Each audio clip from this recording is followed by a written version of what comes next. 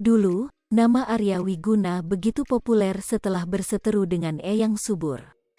Kala itu, Arya Wiguna bikin heboh gegara kata-katanya. Hal itu pun membuat Tentia kerap muncul di televisi.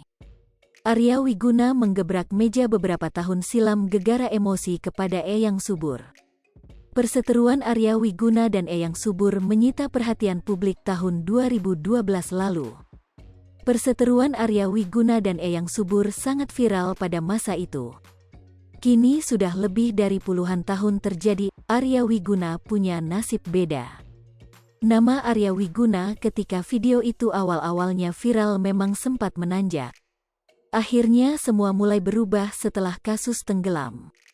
Pada tahun 2012, Arya Wiguna bersama Adi Bing Slamet mengklaim sebagai korban kebohongan Eyang Subur. Kemunculan Arya Wiguna terbilang mengejutkan. Arya Wiguna hanya dikenal sebagai pihak yang marah-marah dalam klarifikasi bersama Adi Bing Slamet. Tak ada yang bakal bisa lupa bagaimana Arya tampak berapi-api dan penuh emosi dengan Eyang Subur. Ucapannya sembari menggebrak meja dan berteriak, "Demi Tuhan," menjadikannya dikenang sekaligus bahan lelucon. Perseteruan Arya dan Eyang Subur bahkan menjalar sampai perdebatannya dengan Farhad Abbas. Selain dengan Eyang Subur, Arya dulu juga berkonflik dengan Farhad Abbas.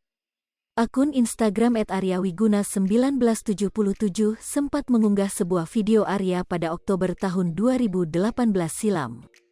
Pada video itu, Arya tampak mengenakan pakaian putih dan menyampaikan pesan kepada Farhad Abbas.